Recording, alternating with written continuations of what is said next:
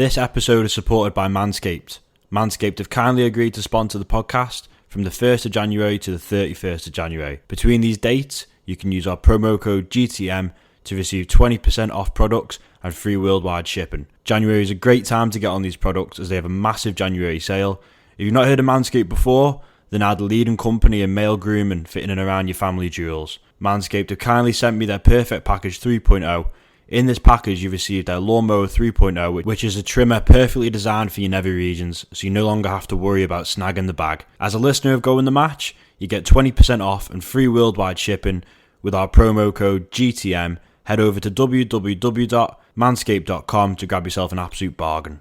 Welcome back to the Go in the Match podcast. Today I'm joined by Flav of the Fighting Cock channel, a dedicated Spurs fan channel. Flav is a massive Spurs fan and has been producing content for Spurs for many years now. Flav, thanks for giving me your time today, mate, and coming on the podcast.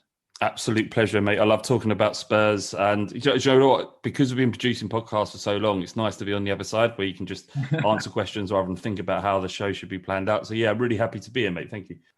Okay, so I want you to take us back to your childhood following Spurs. Where were you born and how did your love for Tottenham begin? I was born in Woodford in East London. My mum and my dad lived in a little flat in a council estate over that way. But the vast majority of my childhood was in Holloway in North London, which for those that know North London will know that it is a stone's throw from the Arsenal Stadium, Highbury before it, but now the Emirates. And so I grew up most of my childhood. In fact, all of my childhood and then into my teens in Bandit country in North London in Holloway, which is a rank Arsenal area. Is that quite difficult then, or growing up in that area, or is it quite mixed between Spurs and Arsenal around there? No. It's proper Arsenal. Like it's Islington, so it's in the borough that their stadium is. Was it rough? I mean. It was tough being a Spurs fan in the 90s and sort of, moving towards the 2000s. Yeah. It was, we were awful for the vast majority of it. We won the trophy in 91, but I was only 10 at that time. So It's hard to kind of take that as a great moment because I was so young. Yeah, and the vast majority of it was sort of growing up with Arsenal, dominating and being much better than Spurs. And part of the reason why I loathe Arsenal so much, I hate them as much as I love Tottenham, I hate Arsenal, is because all the stick I got. I went to a school called Highbury Grove from 92 to 97, which was even closer to the Arsenal Stadium than that of which in the house I lived. Yeah. It was rough. It's hard being the lesser football club, especially when you're younger. I mean, football means a lot, but the older you get, the more philosophical you can be. Yeah. When you're a kid, it's all about the performances and the results. So yeah, it was really it was hard work being a Spurs fan for sure. So can you remember anything from your first match you went to, or anything that stands out from your first match day experience? Yeah, my first game ever was in 1985. Okay. I was 4 years old. It was a League Cup game against Bournemouth. And obviously, being so little, I can only tell you what my dad told me about that. Yeah. Sort of that game. I remember lights. I remember the lights. But my dad took me and we sat in the West Stand, which, during the 80s, football was rough. It wasn't really a place for a 4-year-old kid, but my dad didn't necessarily always make the best decision. So he took me anyway, and I fell asleep within 20 minutes, apparently. And he put me in the footwell of the stand that he was that we were sitting in. It was very it was the West Stand's where the most privileged fans sit. It's not very noisy. It's older, and it costs a lot more money to sit there in the old White Hart Lane. So apparently, I fell asleep there, and I like to think that I fell asleep because I felt at home. I know it's a little bit kind of twee and romantic, but it was White Hart Lane was always a place I loved to be, and the old stadium I'm talking about. It was a place that I've created so many memories there and so many friends there and had so many amazing experiences and terrible experiences that it was an incredible place. The stadium grew to be very old and shoddy by the end of it, and it needed to be replaced for that reason, for many reasons. But I love that old place. I really do. In terms of like my memories getting a bit older, in terms of going to football, and understanding what's going on, I think I remember going to watch Spurs play Ipswich, the midweek game, and we lost 3-1. Ian Marshall scored a brace, and I really just thought, well, this is what being a Spurs fan's about. This is what it's like.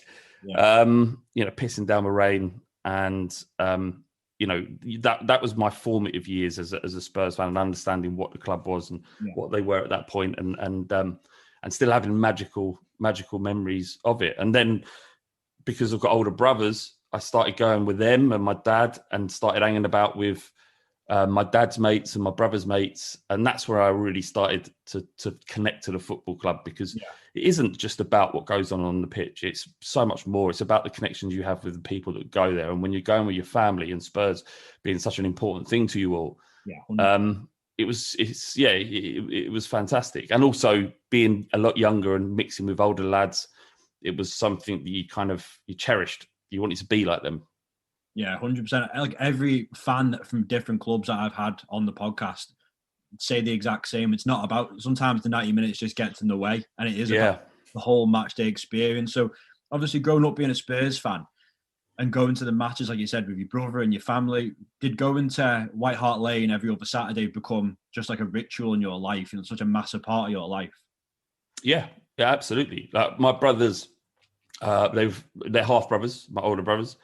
I've got 5 brothers in total, actually, in terms of like half brothers and whatnot, but we call each other brothers. There's no separation because we're not fully blood brothers. You know what I mean? We've not got the same mum and dad, but they would live with their mum, and obviously because they were older, I kind of cherished the time we spent together. And going football was about spending time with them and my dad, and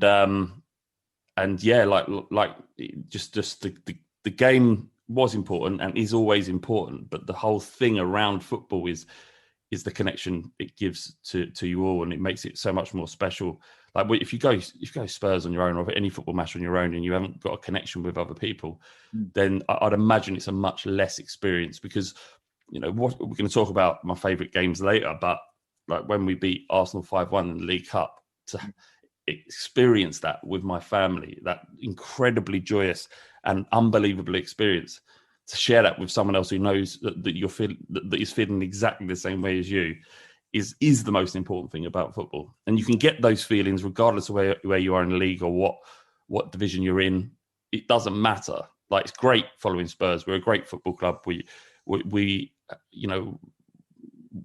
lucky as Spurs fans to have such a incredibly good football team to follow and have great players to watch. But it's the experience is no different from us as it is Marine, who we're playing in the FA Cup shortly. Do you know what I mean? You get moments of glory regardless of how good you are in every season. So what does a standard match day look like for yourself now? Obviously, before COVID, I've not done Spurs away personally. So as an away fan, what could you expect in and around the ground? Different. I mean, I would prefer to talk about the old ground. Yeah. Where it was in the same way Anfield is, where it's just enclosed by terraced housing. Yeah. And I guess unlike Anfield, it's fully populated. Like, as much, I might be getting this wrong, but there's a lot of sort of abandoned houses or unoccupied houses around Anfield. Is that correct? Yeah, correct. Yeah. Yeah. Whereas Tottenham, it's vibrant and it's living. It's a very busy part of kind of suburban London. Yeah. But the way it was designed, given the fact that it's sort of like a grid system around there, and the old stadium meant that in order to get into the ground, you have to get funneled into very kind of narrow roads and to get into the stadium and go to the turnstile.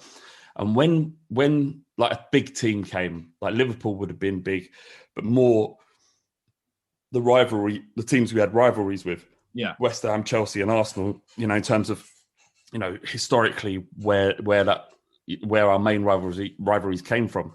Yeah. The experience for them getting into the ground was horrendous.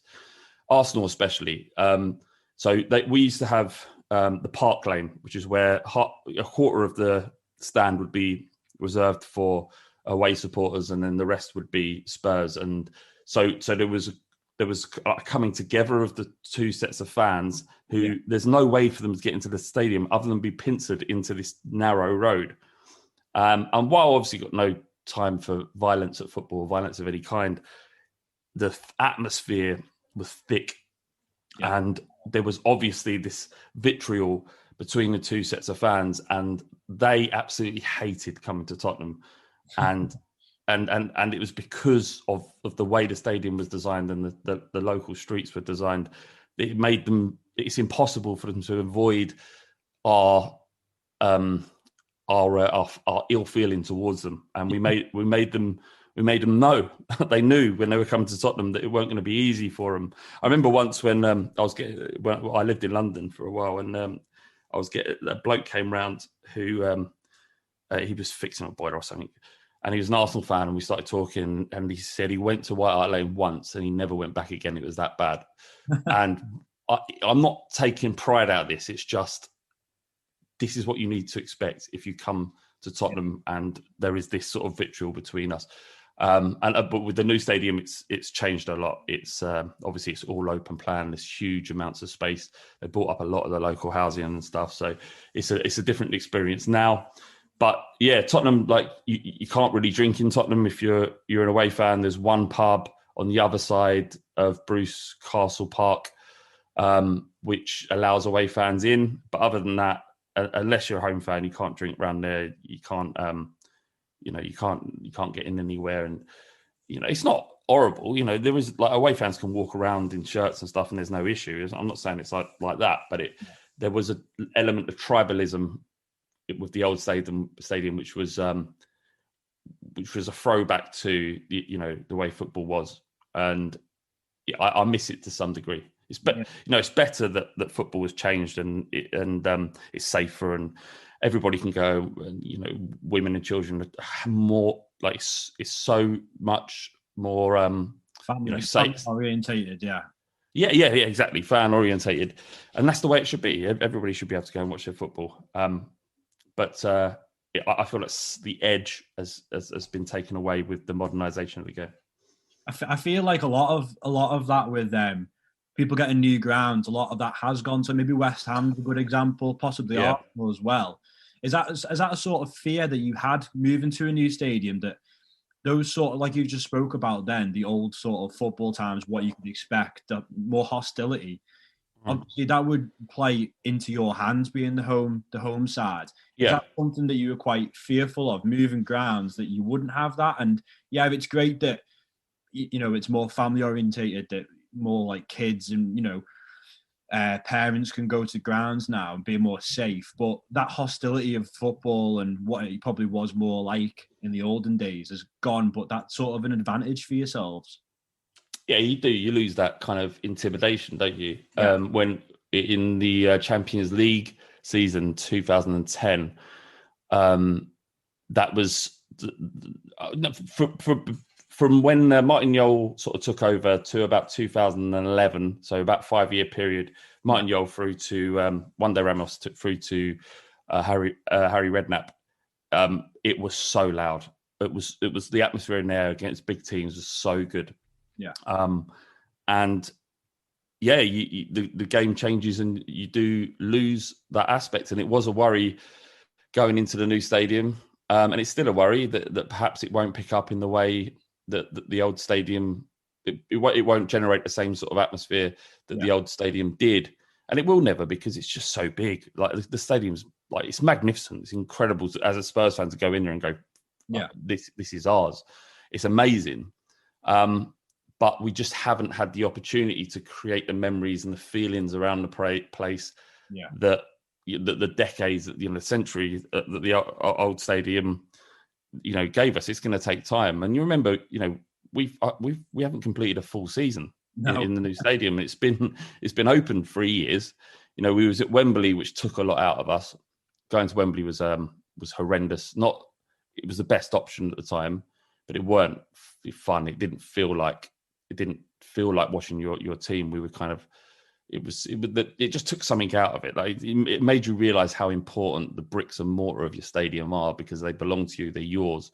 They're in the area that your club belong in, and to move a football club takes something away from the soul of the fan base. And you look at Arsenal, and I would say that they don't have a great deal of soul. They never have done, because of how their club has moved and been so nomadic through the years, that the reason why Arsenal fans take defeats as bad as they do is because they haven't got much else. They've just got their football club and the team on the pitch. But in terms of their traditions and their histories, that they don't have the foundation of other football clubs like Liverpool and like Tottenham. So it's really important. That aspect's important. And I hope, given a few seasons and some good performances and big wins against the rivals, that you'll start to fall into it more. But really, we've had one win against Arsenal in the stadium with fans there. Other than that, we've had COVID as well. And so it's been hard to settle in. So I'm not going to dismiss the new stadium. It's our home now, and we've got to get used to it. And and it will come, and it can be loud, but we just really haven't had the chance yet. But yeah, the whole place was fantastic. There was a game when we played against Inter Milan, and we beat them 3-1 in the Champions League. Yeah, and I have never heard something so loud in all my life. It was as a Liverpool fan, like when Anfield's going, it goes, and it is incredible. And because of, we have a similar anthem in ours is "Oh When the Spurs" and "Glory, Glory, Hallelujah." When that goes, the whole place it's almost spiritual. Yeah. It's the same with with the songs that you sing. You Never Walk Alone, and the others you got. I can't remember what it is. Is it Fields of? Fields of Anfield Road. Yeah. Yeah, I can Other fans hate it, obviously. They hate it, but they hate it because they're a little bit jealous, I think. So, yeah, when I miss that, I need to be back in the stadium, and it is deafening, because there's no greater place to be on earth when your team is flying on the football pitch and the fans are singing in unison. Yeah, definitely. So, touching on away days for yourself now, obviously, I can imagine you've done your fair share over the years. Have you got any particular grounds that you've enjoyed going to? So I went when the Bernabeu was probably the best ground I've ever been into. Yeah. Just because I was so shocked at how big it was. I wasn't prepared. And because it's dug down, isn't it, the Bernabeu? So you go in and there's like a tier below. Yeah. So you go in, you think the stadium's one thing, but you go in and it's gigantic. And because it was in 2010 when I went there, or 2011, whenever it was our Champions League run, that I hadn't been. I'd been away in Europe in Europa League, but not in the Champions League. Yeah. And I just walked in. I was like, "Wow, this is it felt special." It's Real Madrid, obviously, and they have an aura about them. But I walked in and I was like, "This is incredible." Yeah. Up until 10 minutes when Peter Crouch got sent off and we lost 4-0. But everything up to that point was fantastic. So the Bernabeu was amazing. Highbury, Arsenal away. I went there a couple of times when I was little, and kind of understanding how important that game was. And a lot of people talk about it, but Fulham. Do you know what? Every single person I've had on, and I'm not just saying this, everyone mentions Fulham. I've had a Wolves fan on, I had a Liverpool fan on the other day. Everyone loves doing Fulham away. What's the one thing that you'd say that stands out for Fulham away compared to the rest of the grounds? I think you get so many tickets. They obviously they're not well supported compared to sort of Chelsea, Arsenal, Tottenham in terms of filling the stadium. So you always get that entire one end, and then there's the section with the neutrals just to the right of where the away supporters sit, and Spurs fans buy up that as well. I think because it's in London. I think because that you've got a good chance of getting a result, and there's the walk. I don't know if anyone's talked about this, but the walk to Craven Cottage is it's lovely. Fulham's a lovely part of town. Everyone just thinks it's like a day out, I think. It is, yeah. It feels like that. It feels like a day out, and because there's so many of you, it doesn't kind of feel like an away game. Do you know what I mean? I don't know how many they give, maybe 4,000 or 5,000. You just take the entire side. I used to feel the same way about Selhurst Park when Wimbledon used to play there. I've been there a couple of times, and because Wimbledon, they had 4,000 or 5,000. They would have one side, and then as Spurs fans or the away fans, you could buy up the other three sides of the stadium. So to go there and play a Premier League game, or whatever, it might have been Championship for the first time. Sorry, the old Division 1 when I first went there. But it was just special because you're witnessing something that you don't genuinely get to witness because it was such a weird situation there. That would have been good. But the one in terms of a special occasion, Bernabeu, but stadiums are just like going to with Selhurst Park and Craven Cottage. So you produce content yourself now through the Fighting Cock channel. How did you get into setting that up? And is that something that you've always known you wanted to do? Well, not really. I did journalism at university in 2000, 2003. I quit about halfway through the third year and I dropped out and started working for a media charity. And then there's another big Spurs podcast called The Spurs Show. Okay. And it's an older clientele, so they're talking to people like my dad's age. They'd experienced the same things that my old man has. Okay. And when I would listen to it, I was just like, this doesn't represent what it's like for me and my mates and my brothers to go football. Yeah. And back then, there was two podcasts, Spurs podcasts. This would have been 2010, 2011.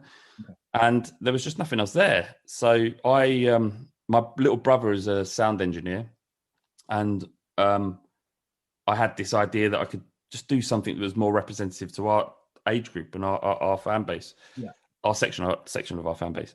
And so I just came up with the idea of doing this podcast. I thought I'd be all right at it. I had the technical aspect covered through my brother. I had mates that I was going Spurs with who, what's a shame about new media?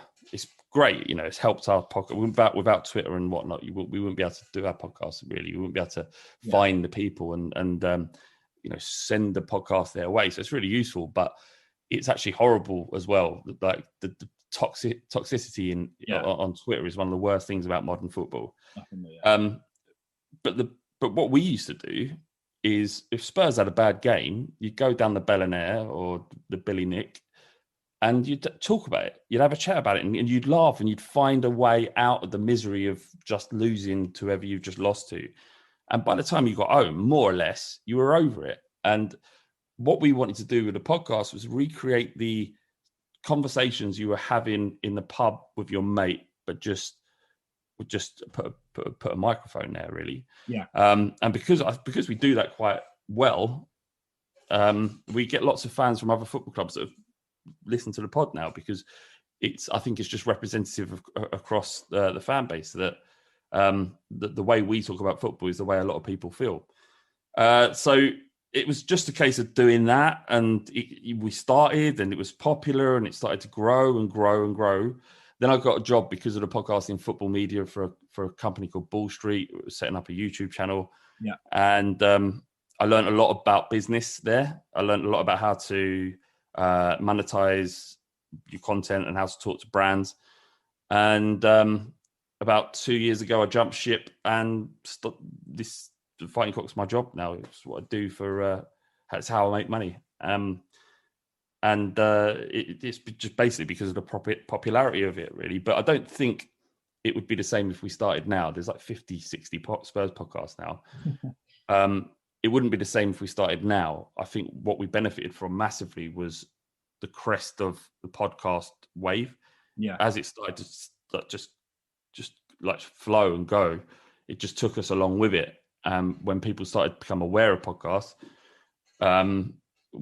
we were there for them to listen to. And over the years, we've kind of kept them, really. Almost like a gap in the market then. Yeah, without knowing, because none of us had any real understanding of it. No one really knew what podcasts were other than the ones we'd listened to, but we didn't understand the format really.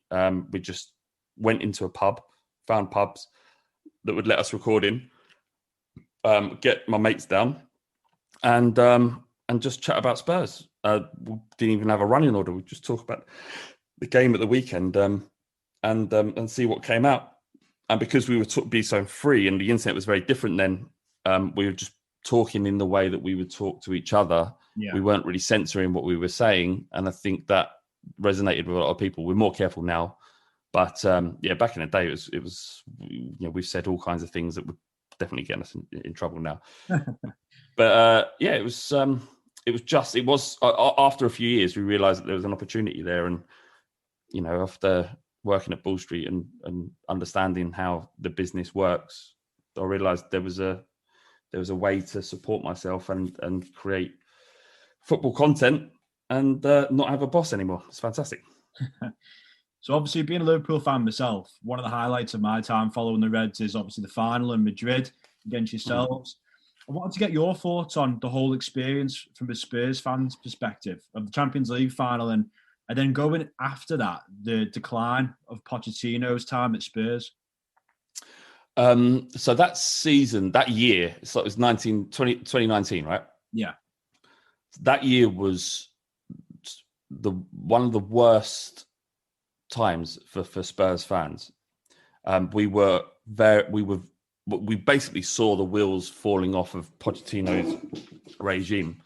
Obviously, we know how good Pochettino was for us and how amazing he changed the complete philosophy at the football club and elevated us to a point where we couldn't even dream about when he was first given the job. But it felt like things were falling apart, that it wasn't working.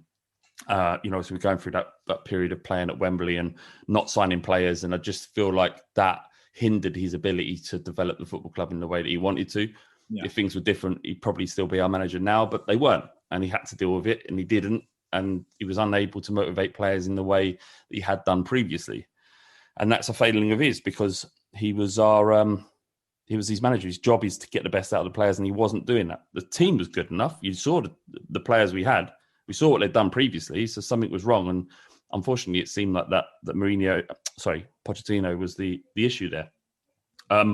So going into that season or that year, we knew there were massive issues. But when it came to the Champions League, after I think we lost our first 2 games in the group stage and then drew one, we had 1 point and we needed 9 from the remaining 3, one of which was Barcelona in the Nou Camp. Yeah. When we got those results that we needed and got out of that group, everything just went right for us in that competition. In the league, it was falling apart, but in the Champions League, it was like this is like for some reason things are going for us. So we beat Man City in that mental game over 2 legs. We beat them. We lost the first. We won the second. No, we won the first. Sorry, Son scored, and then we went to Eastlands and lost 4-3. But obviously, we had that away goal. But it was a mental game, like VAR, and they had a goal disallowed, but we got through. Then an Ajax being 2-0 down, we lost the first leg 1-0. They were amazing, Ajax. We went to their ground and they went 2-0 up, and they looked fantastic. So we needed 3 goals in the second half, and obviously everyone knows that we got them. Lucas Moura scored in the last kick of the game, and somehow Tottenham Hotspur were in the final. And I think all Spurs fans were guilty of the fact that we let go of the worries we had about our domestic form and just thought, this is just one game. We've seen what we can do in one game before.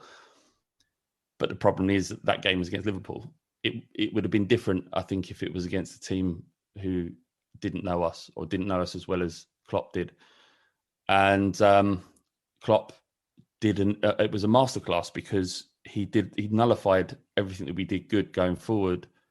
Obviously, it didn't help the fact that we conceded a penalty in the 40 seconds or whatever it was. But he nullified everything we did going forward and everything we, our strongest attributes.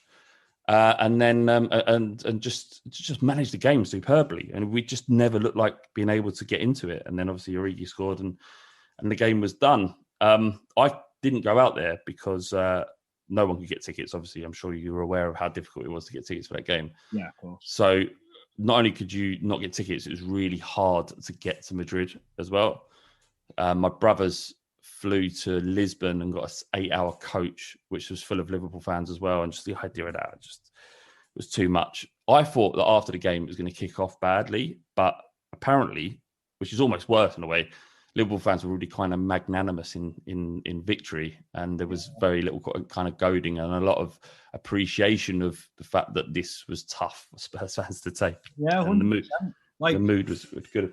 Me and all my mates went out there. We didn't get any tickets for the actual match, but we went out there. We travelled from Valencia into Madrid, and I've got to say, we've seen Spurs fans in. There was quite a lot of Spurs fans in Valencia actually, but on the day of the game, after the final whistle, and going on the streets in Madrid, I seen a lot of Spurs fans, and there was so much in the media, and like you touching back before about Twitter and being a bit of a poisonous thing. Media can be like that, where it's making out that loads of English fans are out there, 2 English clubs. There's going to be fighting and whatever else, and I didn't see anything like that. If anything, I seen the complete opposite. And like I said, we seen loads of Spurs fans, and we were talking to them, and it was almost maybe like us in Kiev the year before, whereas Kiev was a bit of a year too soon for Liverpool getting back in the final where we lost to Real Madrid. And it was almost like that was your time. You boys were obviously there to enjoying it, and you enjoying the experience, and that's the sort of sense that we got there. But no, I think that was something that's probably not been credited enough, that there was no issues or anything out there, and everyone just got along. Yeah, definitely. And obviously the difference between the situations between Spurs and Liverpool is that you were building, and this was the end of the road for us. The cycle was done, and you saw obviously Pochettino was never going to be replaced after getting to the Champions League final, and we did buy Ndombele and I think we bought Lo Celso as well, actually. So we did strengthen. We spent 65 million on Ndombele and Lo Celso. And we thought that potentially Pochettino was getting what he needed in order to make us successful, but bedding into players like that who it takes time. It takes season. Then took Ndombele a year to get to where he is at now. Yeah. And it did fall apart, and we had a horrendous start. We got beat by beat by Bayern Munich 7-2. I was in the ground that night, and I was at the end where Bayern Munich scored 5 goals, and they just, everything they touched. I mean, they're a great team, but everything they touched went in. It was fantastic. We couldn't cope with them. But worse than that was the game against Brighton. I mean, I was there also where Newcastle beat us 1-0, and we just couldn't break them down. And the Brighton game away, I'm not sure if you're aware of this, but we played them. We got beat 3-0. Lloris dislocated his elbow in 3 minutes after he threw the ball into his own net practically. And it just felt like it was done, and it was dusted, and it was over. And it's so hard because you're so, like, every podcast we did around that time was, every time you criticise Pochettino, you started with, look, I love him. I don't want this to be happening, but we have to deal with the reality of what we're seeing on the pitch, and that is that he's lost it. The players are not playing for him, or the system that he had isn't working. And for a long time, he was, during that Champions League run, part of the reason why we were good is he was playing a back 4 and a very narrow diamond. Yeah, and relying on Harry Winks to kind of play out in the same way that Højbjerg does now, or Henderson might do. And he didn't really have it, but things were just sort of okay. It was condensed enough to work, but it wasn't. It was like a temporary fix. And then the next season, it just fell apart, and it was done. He had to go, and I don't think there's a single Spurs fan out there that wasn't absolutely gutted that it ended the way it did. We were talking on the podcast a couple of years before where we'd gone an entire season at home unbeaten. I think the first time any of us have witnessed that in our lifetimes. It may have, apart from 61, I think we did it then when we won the league. Right. I don't think we'd ever seen that before. It was our last season at White Hart Lane. And we said we want Pochettino to stay at the club long enough to destroy his legacy. and which is a stupid thing to say, but that's how much we loved him. That's how much we wanted him to be the kind of figurehead at our football club. But it's easy to say that when you're going unbeaten at home all season. When you're beating Leicester and Hull away from home 6-1, 7-1, it's easy to be kind of, I don't know, philosophical about it all. Yeah. And it's much harder when you're getting pumped. You get not just pumped, humiliated by Brighton and obviously spanked by Munich. So we had to make that change, and that's what we did. So obviously you've got Mourinho in charge now. So, you might not be playing the most attractive footy, but you're getting results. And obviously at the time of recording, you challenging Liverpool at the top of the table. What are your overall thoughts on having Mourinho as your manager? I remember talking to a bloke called Rory Jennings and a mate of mine called Craig, Chelsea fans. Yeah. And they said, you'll hate him. Like, other fans will hate him. I understand why you hate him as a Chelsea manager. When he's your own manager, you fall in love. Yeah. And I have flip-flopped a lot on him, on Mourinho, because he's had his own challenges. He did inherit a squad that was unmotivated. He's had to get rid of players, sign new players. COVID got in the way. So he's had challenges. But right now, since the start of the season, I'm on board massively. Yeah. And while he's not playing, he ain't playing the football that I've grown up watching at Spurs under Martin Jol and Glenn Hoddle, Harry Redknapp, Pochettino. And then historically, the foundations of the football club were set up on things like push and run, and Bill Nick's team, Arthur Rowe's push and run side of 51, where we were kind of inventing new ways to play. That's what Spurs fans have grown up watching and appreciating, and fundamentally losing. Yeah. Spurs are a massive football club with a great history, but if you look at how far back do we now have to look at before we can see evidence of the fact that we're a great football club? Yeah. At the 80s, winning the UEFA Cup against Feyenoord in 84, Cup in 81, Cup in 91. And since the FA Cup win in 91, we've won two League Cup trophies. We haven't won the league since, was it 70? It's 60 years. That isn't, for a club our size and of our resources, that's not good enough. The fact that Liverpool hadn't won a trophy in 30 years became a storyline because you hadn't done it until last year. It was 30, right? Yeah, 30, yeah.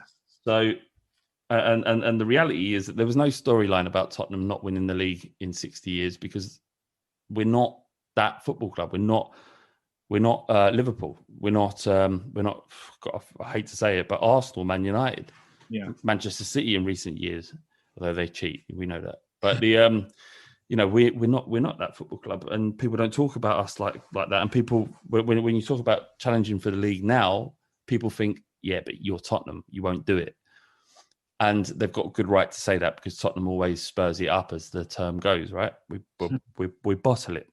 There isn't a better manager under the sun than Jose Mourinho to break that narrative. Yeah. Is it almost got to that point where you bringing Mourinho in now because you got to that point? Maybe Daniel Levy's looking at it and saying, right, we have to win a trophy now. If it's an FA Cup, Europa League, or whatever it may be, we have to win a trophy now. And I almost sort of compare Spurs at this current time to maybe an Everton, where they've gone so long of not winning a trophy. For maybe your generation, for you being a Spurs fan, you probably heard of all the stories of Spurs winning trophies over the years, and now you want that moment for yourself. Very much the same as Everton, where they were winning things, and then they've gone on this massive drought of not winning a trophy. And it's almost like you brought Mourinho in now just to get the monkey off your back, if you like. Yeah, I think it's fair to compare Spurs and Everton historically.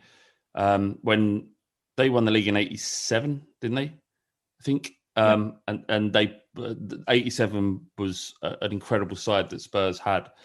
But yeah, we didn't get there. I think finished third in the end. But yeah, that comparison is fair. I just think over the last 10 years, we've elevated far beyond what Everton are currently. Yeah. But, you know, our positions are from a fan base perspective, are comparable. And that's it. I mean, in terms about getting Jose Mourinho, it's about getting over the line and getting that trophy in the bag. Yeah. And it doesn't matter if the football isn't free flowing. It really doesn't matter now, because Jose Mourinho is going to be here for, if you like I said earlier, look at the rest of his career. He'll be here for a year, maybe one more after that. Yeah, 2 years. Yeah, just give him a chance. Let him play however he wants to play, because, you know, before the game on Wednesday, it was 4 days ago at the time of recording, we were top of the league. We were top of the league for 4 weeks on the bounce. That's unheard of for Tottenham. We're never consistently challenging. It's always consistently title challengers. It's always they could do it, they might do it. So just let him do what he's got to do. If he knows more, he's forgotten more about football than any of the people criticizing him have remembered or could remember. So he just let him play however he thinks that might add to the 22 titles he's already got. Yeah. Let him sorry, I don't know if I'm going to swear, but let him do it. Yeah, let him go. If it doesn't work, 2 years from now, he'll be gone and we can get another manager who plays different football. But right now, this is what we got. And what we have is a fantastic squad with fantastic players who are reacting to the way he wants to manage a football club. Yeah. You know, there are the two most successful managers that exist in the league. One's at Man City and the other one's at Tottenham. And it's not about criticising its style. It's not about anti-football. It's about winning now. Yeah. And if it fails and we don't win anything, then so be it. But just let's see what happens. Do you know what I mean? Let's just see. You know, the title race isn't over, although, like you said, at the time recording, Liverpool have just spanked Palace 7-0. But, you know, we're still in it. And not just in the Premier League. Remember, we're in the Europa League. Winning that would be fantastic for us. Yeah. Winning the FA Cup would be incredible for us. Just the League Cup, just to win something would be enough. And Jose Mourinho, he has that mentality and the respect to the players to do that. To dismiss anything that he's done so far would be unfair. You know, we've got a great goal difference. We've got at this you know, as we speak, we're scoring goals. He's got Kane playing in a way that he's never played before in his career. He's so productive, so good. Best forward in the world probably at the moment. Yeah. That's down to Jose Mourinho. It's down to Jose Mourinho who's fixed our defence. It's down to him that Serge Aurier is one of the best right backs in the country at the moment compared to where he was a year ago, where he was a liability. It's down to him that players like Gareth Bale and Reguilon will sign for Spurs, and by Højbjerg turned down Bayern Munich and Inter Milan and Ajax to come to Tottenham. Yeah, because Jose Mourinho has gravitas. So just because he's playing a pragmatic style of football, and you know, this is a style of football that does still create match-winning chances. You know, against Liverpool, while you would most people that watch the game would argue that Liverpool were a better team because they were more attacking and they pushed the game. If you look at the chances created, Spurs had the better ones, so we could have won that game, and the narrative had been completely different. But what's frustrating at the moment for Spurs fans is that people like Ollie Holt, you know, who seems to have an agenda against Tottenham. You know, he's digging out the style and he's digging out what Mourinho does. You know, you lose one game of football and the critics are out and the knives are out to get you. And it'd be great if everyone in football was a little bit more sort of stood back and just waited to see what happened, because there's a lot of football to play.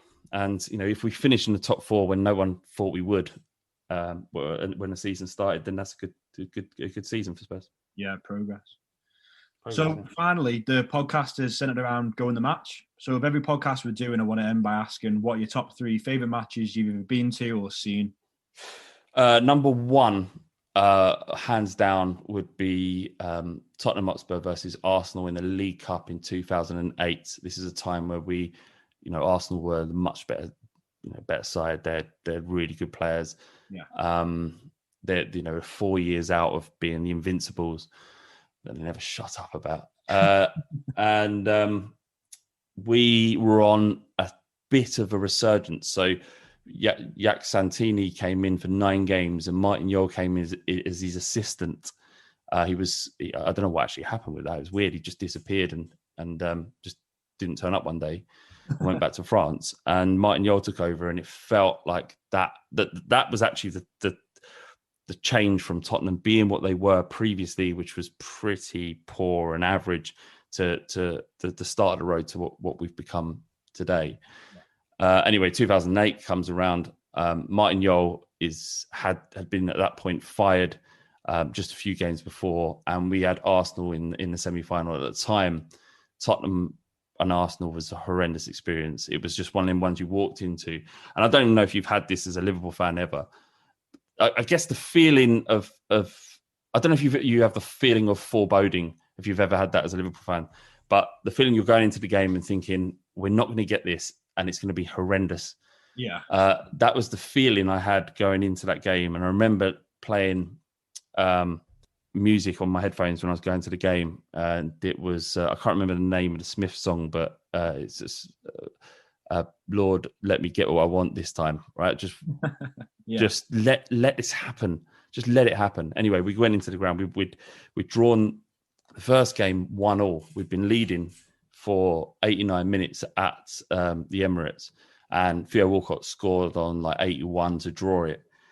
And so it meant going into the second leg at White Hart Lane with an away goal, but that literally one away goal meant nothing. Even scoring early in a game against Arsenal back then meant nothing. You know that they're going to score. They're going to have untold opportunities.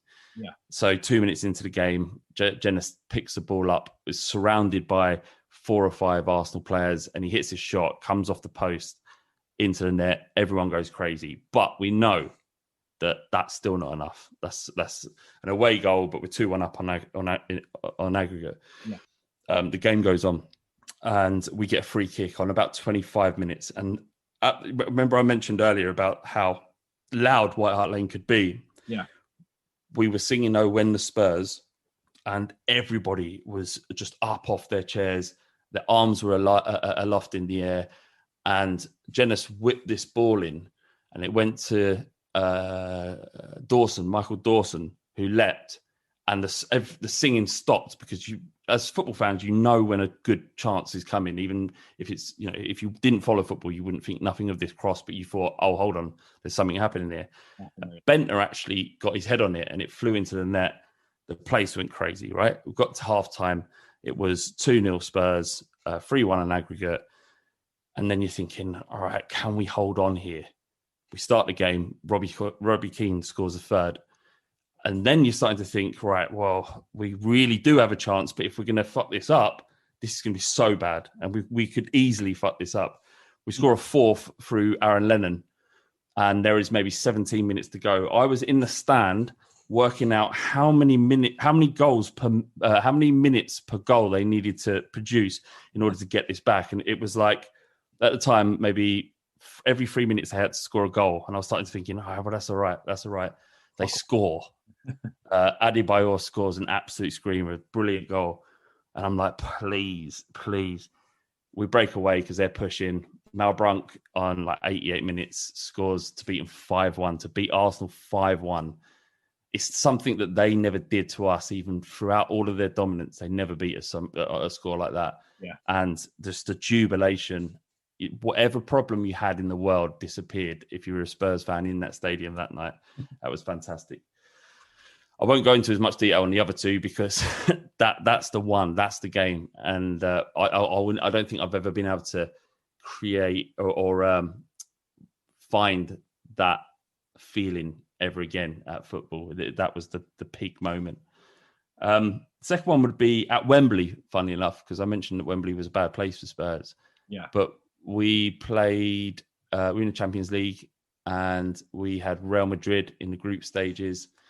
I think we needed a draw to get through, and we beat them 3-1. We beat Real Madrid 3-1, and this is a Real Madrid with Ronaldo. That they were in their pomp then. It wasn't like what they've been like in the last couple of seasons where they're struggling. They were in their pomp, and Spurs were great. 2017, I think it was. Spurs are fantastic, and I remember watching it. We went 2-0 up, and you're thinking, all right, again, same sort of Spurs mentality is that we could fuck this up at any time. Kane put a ball into Eriksen. Eriksen went through and started it past to 3-0. And I could not believe, because we were still on the crest of the Pochettino at his height. I could not believe that I was witnessing us beat Real Madrid so convincingly that tears started rolling down my face. And it weren't like I felt in any way that I was going to be upset or cry, but these tears of joy were literally. I wasn't, when you score a great goal, everyone goes mental, limsy, your arms are flying all over the place. Yeah. I was standing still with my arms in the air at a stadium that I didn't even like, but my team had delivered me something that I would never forget. And just honestly, tears falling down my face, turning around to my brothers that were there and my old man, and we just hugged, and it was fantastic. That was. It's crazy.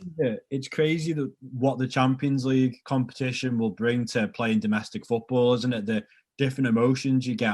I always, personally, every Champions League game I go to, I just feel more up for it and more hyped for it than I would do a domestic one. And obviously, like a derby or Manchester United or whatever, that's obviously a different feeling. But there's something about playing when the big boys in Europe come to your place and you, like you say, you get a result there. You can't beat those nights, can you? No, I think it's because obviously you've got you understand what teams like Real Madrid or Barcelona or Bayern Munich are, right?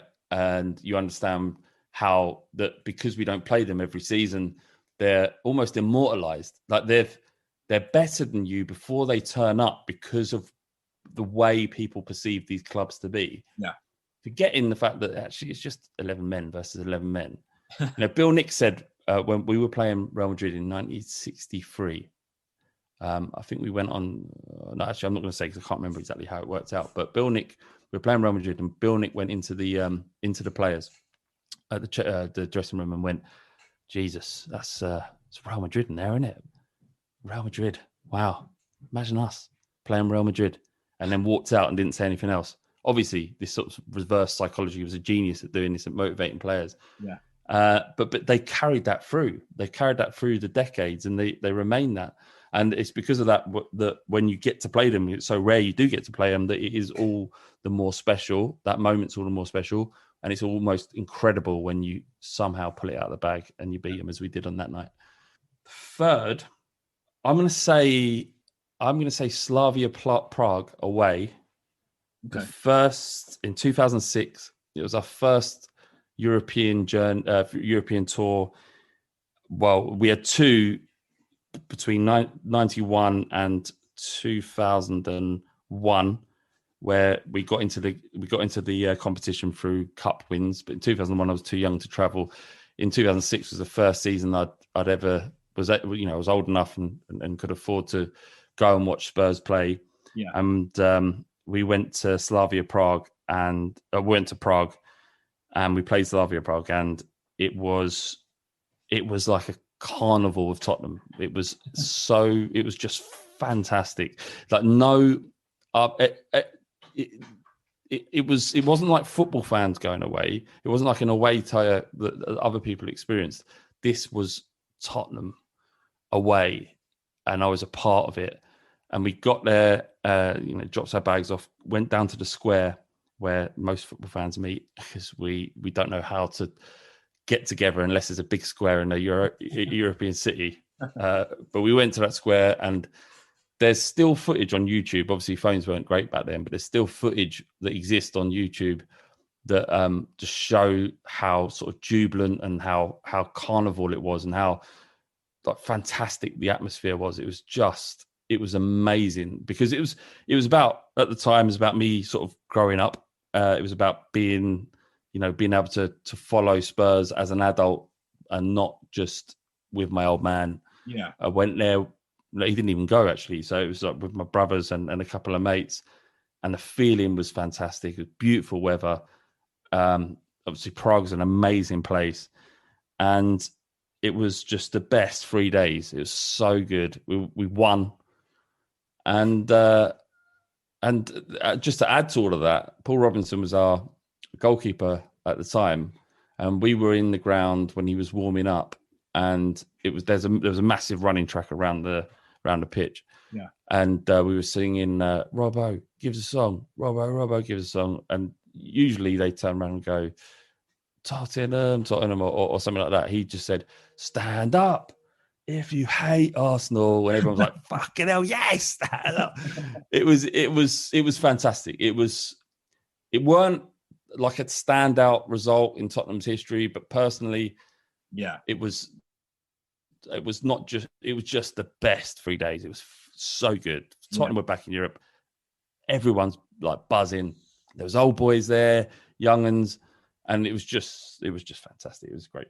Creating those sort of memories with your mates, that's what it's all about, really, isn't it?